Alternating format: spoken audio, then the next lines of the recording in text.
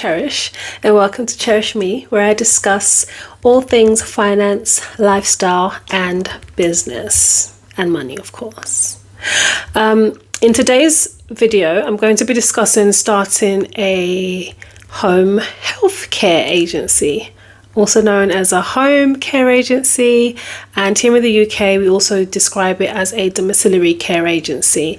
And that's basically a business whereby you take care of people in their own homes. You provide them with support with their daily activities, their daily living activities, so things such as personal care, cooking, cleaning, shopping. It might be taking them out into the community, escorting them to appointments, medical appointments, those sorts of things. The type of people that you would be assisting could be anything from children, adults, as in working age adults, or older age elderly adults. So that's essentially what that is. So you are caring for people in their own home. So this is the difference between care in the community and care, let's say, in a nursing home or a residential home, for example. So this is where you send out carers, care workers, healthcare assistants to go out into people's homes to assist them with their activities of daily living. So where to start? Well, first thing you need to do is to know whether you need to be licensed, or here in the UK we say being registered with a regulatory body. Now the regulatory body in England is the CQC, and what the CQC do is they basically regulate businesses that carry out regulated activities. So for the CQC, regulated activities are things such as personal care, treatment of disease, disorder or injury, surgical procedures, maternity and midwifery services, services in slimming clinics, nursing care, family planning services, accommodation for persons requiring nursing or personal care. So this is like care homes. So for home care agencies, domiciliary care providers, the regulated activity is personal care.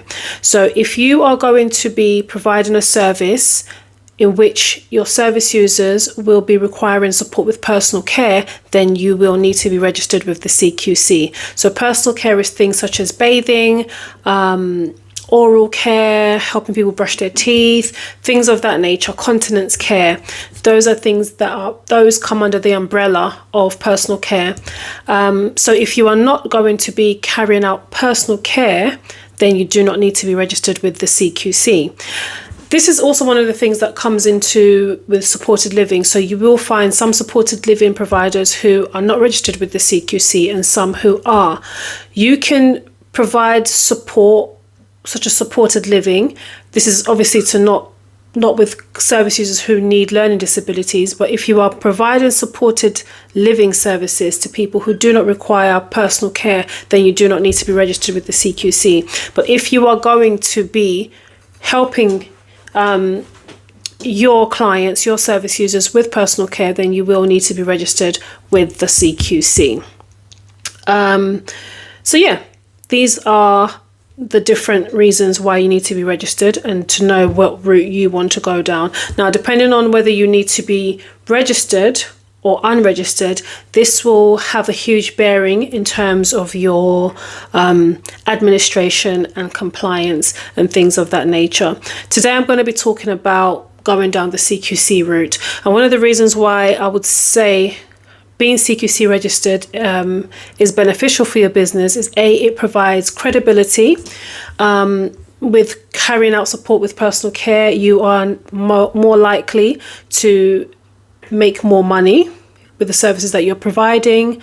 And it just, as I said, it gives more credibility to your business. So service users, other businesses are more likely to want to work with you when they know that you are regulated by the CQC. Some of the cons of being registered with the CQC is that it's time consuming and you have a lot more paperwork because a lot more is expected of you, and there's a lot more documentation that you have to provide the CQC in order for you to be registered with them. So let's look at some of the pros and cons of setting up a care agency.